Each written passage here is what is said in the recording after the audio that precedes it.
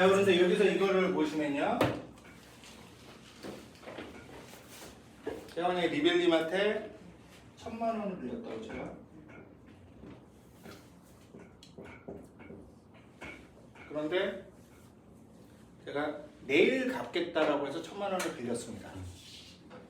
그러면은 내일이니까 와야 한 오케이 그러면 한 6시간? 6시간만 내가 만약에 카드가 만약에 막혔어. 6시간. 그래서 6시간 동안 1,000만 원을 빌리겠다고 하면 6시간 또 빌릴 수도 있어요. 뭐 그냥 아니 그러니까 리빌님한테 빌릴 수 있잖아. 오케이 내가 빌렸다고 쳐. 그냥 아이씨 좀 꺼림직하긴 한데 뭐 빌려줄 수 있단 말이에요. 그런데 제가 10년 뒤에 갚을게라고 얘기를 했어요. 1,000만 원을. 그럼 아무리 뭐 친하든 뭐든지 간에 잘 안 빌려주게 돼요. 사람이. 못 받은 돈이 되니까. 그런데 전문적인 업자 같은 경우에는 돈을 빌려주는 업체들이 있잖아요. 대부업이라든지 은행이라든지 뭐 이렇게 각 회사들이 있으니까. 그러면 금리를 올리게 됩니다. 10년 동안 갚으면은 금리를 높게 받아요. 왜냐면 회수하는 기간이 길잖아요. 회수하는 기간이 극단적으로 짧으면 짧을수록 금리는 내려가게 돼요. 이해가 있어? 짧을수록 금리가 내려가요. 그러면 10년물이 2년물보다 금리가 높아야지 정상이죠. 그렇죠.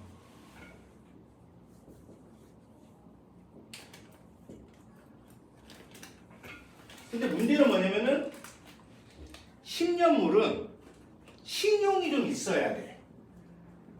아무한테나 10년물을 안 빌려줘요.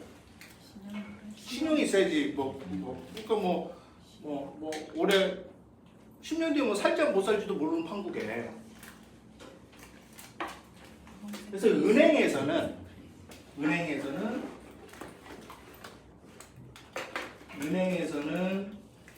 10년물로 그러니까 2년물로 돈을 빌려서 이게 낮죠?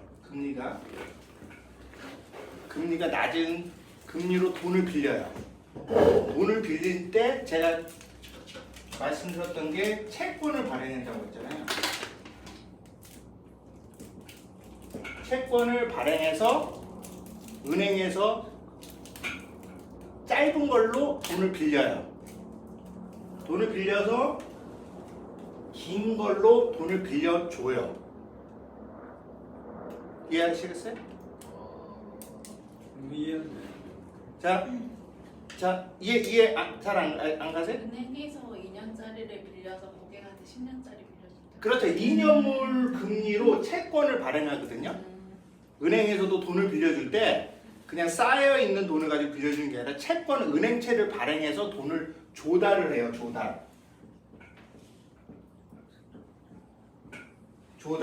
조달을 해요. 돈을. 은행채라는 것도 있어요. 은행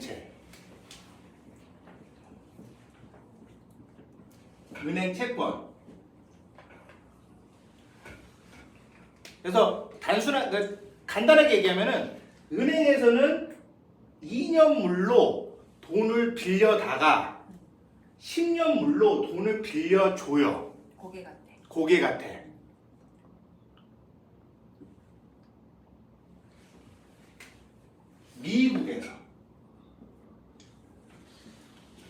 미국에서는 이렇게 해요.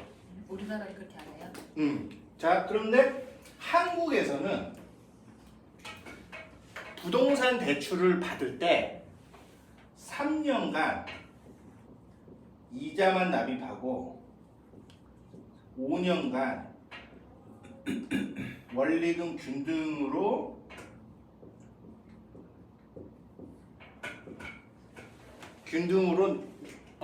납부하는 계약을 주로 하거든요. 그래서 손님들은 3년 동안 이자를 내다가 3년이 끝나고 나면 원리금으로 전환되기 이전에 다른 은행에 가서 또 3년으로 또 연장을 해요. 보통 계속 3년을 연장해요. 그래서 3년 연장. 이게 그런데 여기서 이제 고정금리로 할 건지 변동금리로 할 건지 선택을 하라고 하거든요. 변동금리라고 하면은 한국에서는 CD 플러스 알파 금리라고 해서 금리를 국가에서 정해주는 금리가 있어요. 한국은 국가에서 은행 간에서 거래를 하는 거지. 그래서 뭐 한은에서 뭐 기준금리 뭐 어쩌고 저쩌고 하는 게 보통 CD 금리로 얘기하는 거거든요. 그리고 플러스 알파로 해요. 한국에서는. 그리고 이 이자 납입 비율이 대부분 한국에서는 짧아. 그리고 고정금리로 했었을 때 지나치게 한 1% 정도 더 받아요. 그래서 사람들이 애지간한 전쟁 상황 아니면 고정금리로 잘 안 하고 그냥 변동금리로 가야 한 7, 80% 이상이 변동금리로 해요. 한국은. 근데 미국은 30년 만기 모기지론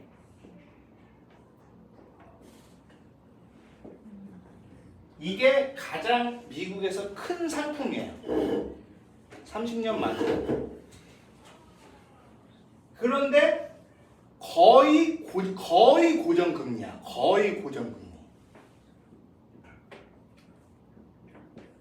그래서 미국에서는 뭐든지 신용사회라고 해가지고 뭐든지 다 빌려가지고 장기간에 그 픽스드 레이트 그러니까 고정된 금리를 가지고 대출을 하면서 갚아가면서 일생을 살아요.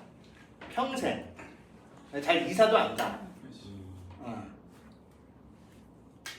자, 그래서 미국은 이렇고 한국은 이렇습니다. 그래서 이거는 한국에서는 안 통하는 방식인데 미국에서는 여기까지는 이해가셨죠? 자, 단기물로 돈을 땡겨서 장기물로 대출을 해준다, 미국은. 그런데 여기서 보면은 이게 급속도로 떨어지고 있잖아요. 폭포수처럼 떨어지고 있어요. 쭉 올랐다가 폭포수처럼 떨어지고 있습니다. 그런데 요 아래 뭐가 있냐면요. 여기서 맥스라고 위에 클릭해 보세요. 10year 옆에 이제 맥스. 백수가 어디 있대? 왼쪽. 예, 1year, 5year, 10year 맥스. 이렇게 안 눌러지냐? 안 눌렀어. 안 눌러져. 네, 이거 10year 맞아요. 예. 자, 여기서 10year로 맥스로 치면은 여기서 0이라고 돼 있잖아요. 0. 아 중간에. 네, 중간에가 0이에요. 네. 0인데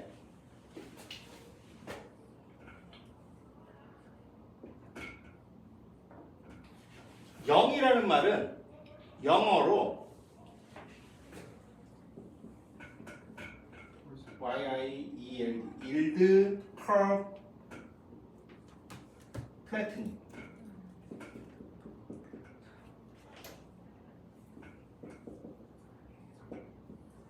yield curve flattening이라고 하는데 채권 금리는 yield라고 하거든요. 네, 자, 레이트라고 안 하고 보통 yield라고 해요. yield. 그래서 채권 금리가 커브가 플래트닝 붙었다. 0이니까. 이 표는 뭐였냐면은 10년물과 2년물의 금리 차이를 나타낸 그래프거든요. 0이란 말은 10년물과 2년물의 금리가 같다는 얘기죠. 그래서 요즘에 뉴스에서 뭐가 많이 나오냐면은 장단기 금리차 역전에 따른 보신 적 있으세요? 그러니까 그런 뉴스들이 나와요. 장단기 금리차 역전에 따른 뭐 주가 하락, 부동산 하락, 뭐 아니면은 일드 커브 플래트닝 해가지고 미국 뉴스에서는 그거로 주로 나오게 됩니다. 자, 이렇게 됐었을 때 통계상 20년을 두고 봤더니 8번 중에서 7번이 불황이 왔더라. 어디 보여요? 미국에서. 미국에서. 왜냐면 한국에서는 장단기 금리로 이제 대출을 안 해주니까. 그런데 1년 이내에 왔더라. 1년 이내에 왔더라. 자, 이거를 반대로 생각하면은 이 장단기 금리차가 벌어지는 시점에서는 은행이 돈을 잘 버는 시기겠죠? 장단기 금리차가 벌어지니까. 단기 금리로 대출을 받아서 장기 금리로 대출을 해주는데 장단기 금리차가 이 그래프가 위로 올라가는 시점은 자산의 가격이 올라요. 오케이? 여기까지 이해가 했죠? 이해 못했어. 보세요. 장단기 금리차가 올라가는 시점이 있잖아요. 올라가는 시점. 우리 저기 내려가는 시점을 봤는데 올라가는 시점에 이게 올라간다는 얘기는 장기와 단기의 차이가 커진다는 얘기죠. 커지잖아요. 커지고 있잖아요. 그러면 은행이 돈을 잘 벌어요.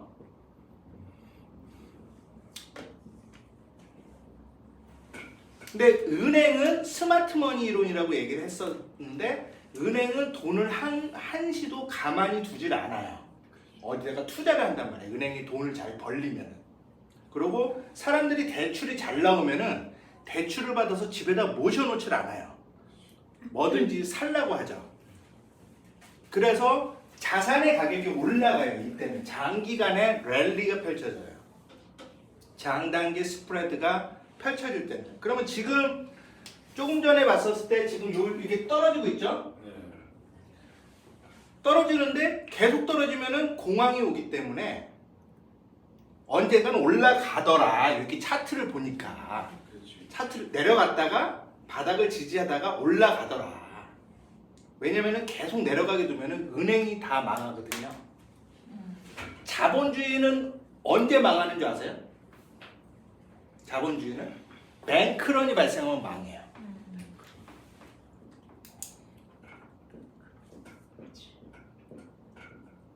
뱅크런이 뭔지 아세요? 돈을 다 인출해. 돈을 다 은행에 가서 돈을 다 인출해 가서 뱅크런 은행에서 도망치는 거예요. 그런데 내가 이 부분이 가장 그 주식을 처음 하시는 분들이 헷갈리는 부분이 있었는데 미국에서 치면은 메인 스트리트라는 얘기가 있고 월 스트리트라는 얘기가 있어요.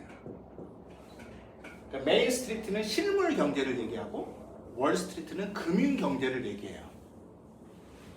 그러니까 주식이라는 게 삼성전자라는 회사를 가지고 삼성전자의 주식이 나오잖아요. 그런데 이게 한 7배쯤 크대요.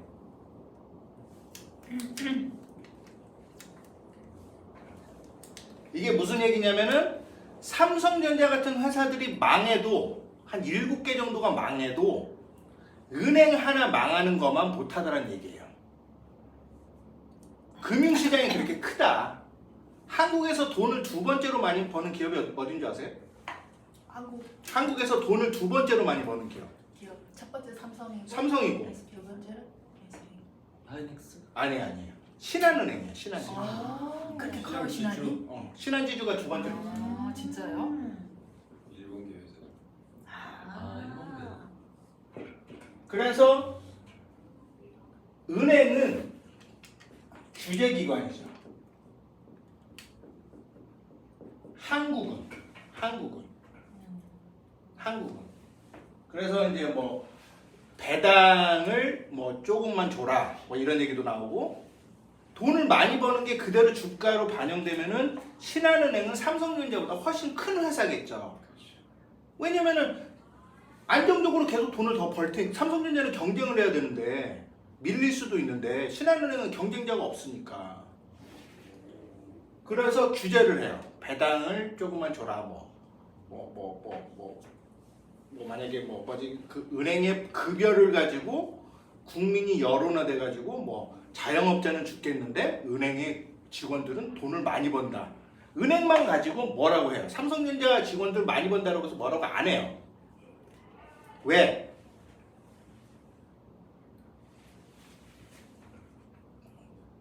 금산분리법이라고 있거든요.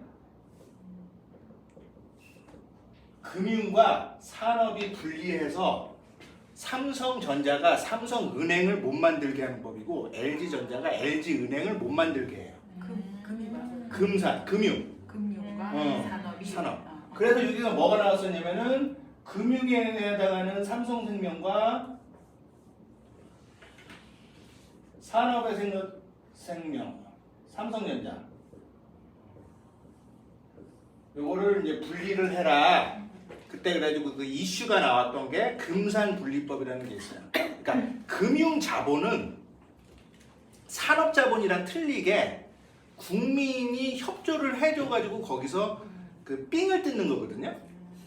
삥을 뜯는 거예요. 왜냐면 수수료를 받아먹는 거잖아요. 그리고 정부에서 분위기를 돈을 풀어줘요. 그러고 금융에서는 망하면은 돈을 넣어서 살려줘요.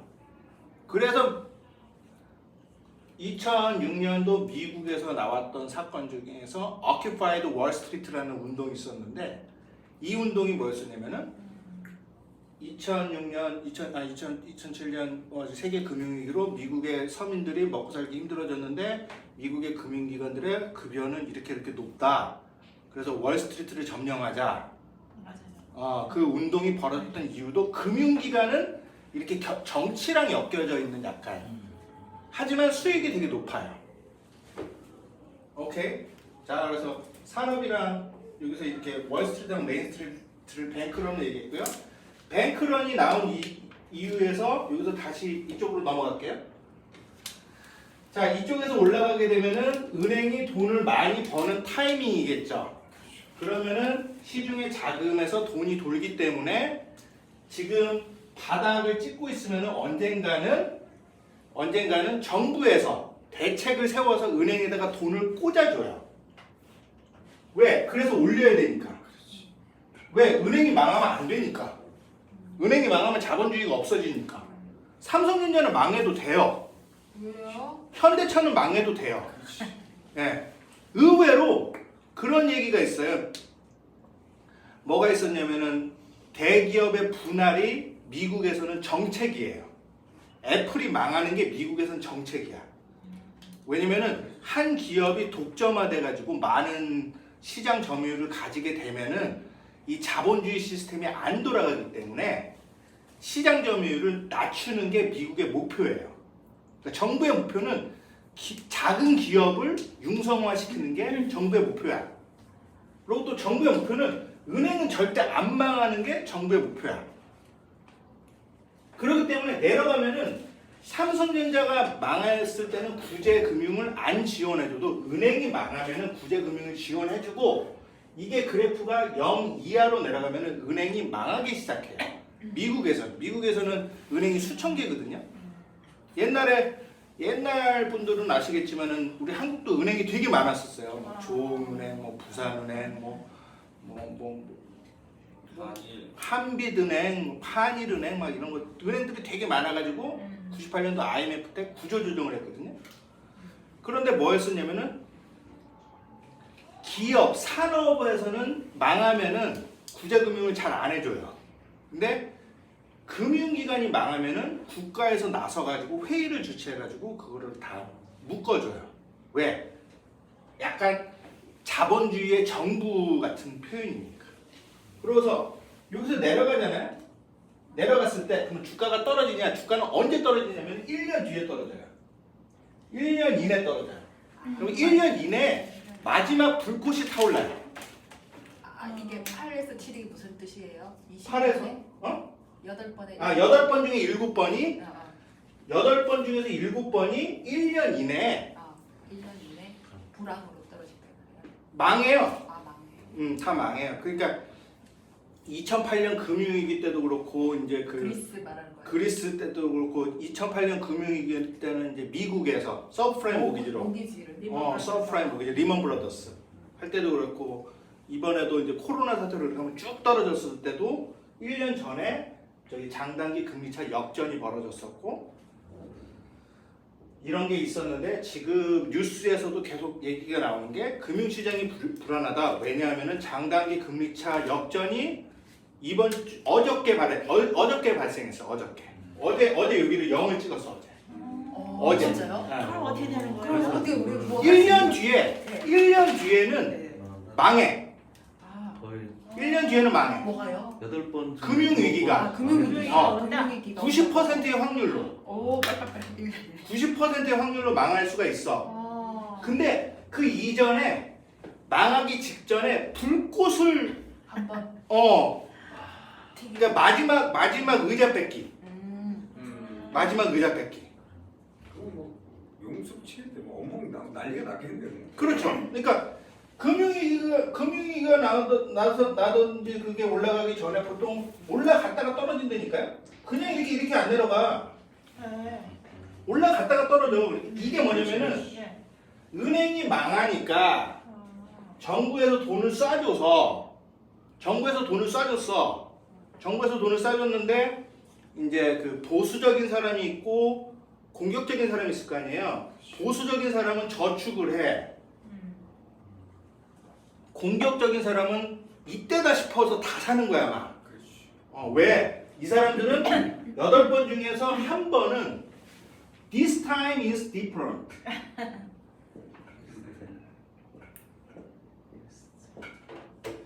이거를 믿으시는 분들이 계시다니까. 말이 되겠네.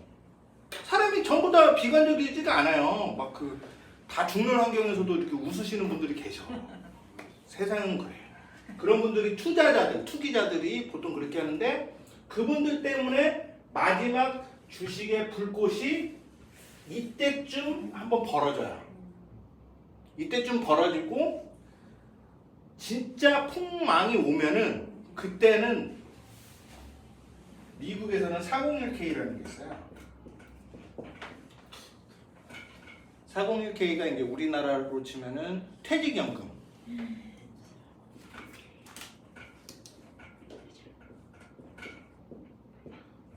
근데 한국 분들은 이미지가 나의 퇴직금에 원금이 보전이 돼야 되기 때문에 예금형을 거의 90%를 들어요.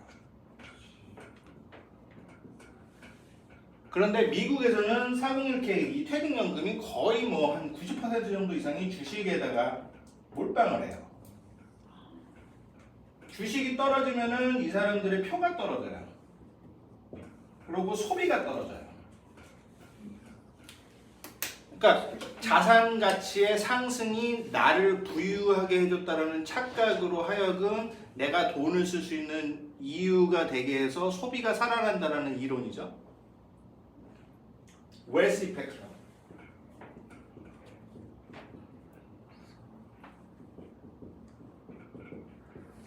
그래서 정부에서는 여기서 부양책이 안 나올 수가 없는데 그러면은 언제 찐 부양책이냐라고 하면은 장단기 금리 차이가 바닥을 찍고 좀 지지하겠죠. 뭐 바로 이렇게 V로 올라가지는 않아요. 왜냐면 이렇게 지지하는 동안 다 무너져 내릴 테니까. 그러면은 정부에서 안 되겠다 싶어가지고 돈을 쏟아 부어요. 그런데 아까 전에 말씀드렸듯이 한번 무너져 내린 상황에서 신중하신 분들은 그 돈을 받아서 저축을 하고 공격적인 이 1%를 믿으시는 분들은 아따 이때다 그러면서 다 사요. 그런데 이게 오래 가.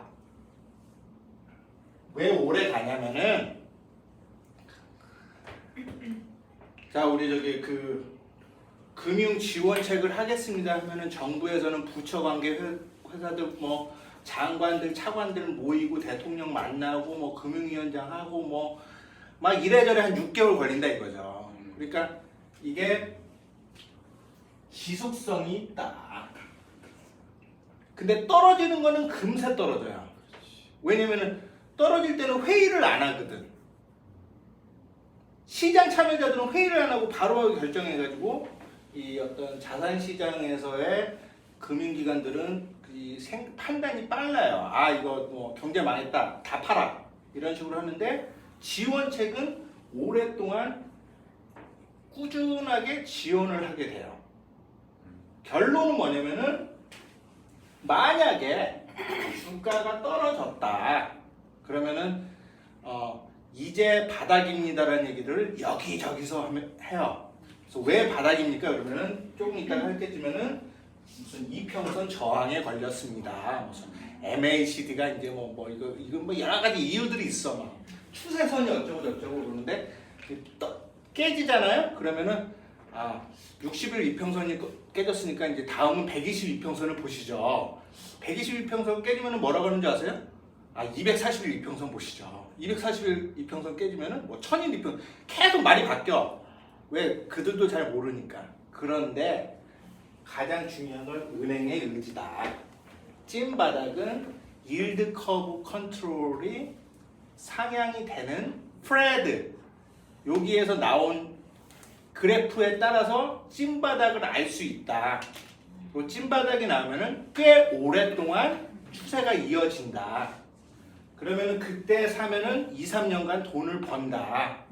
그런데 지금 오늘 시점에서 어제 장단기 금리 차이가 역전이 어제 발생했으니까 어제 4월 1일자. 지금은 이 시점이니까 이제 여기서 한번 더 내려가는 거를 지켜봐야 된다. 더 내려가야 된다고요? 그러니까 장단기 금리 차이는 더 내려간다니까요. 이해하셨죠?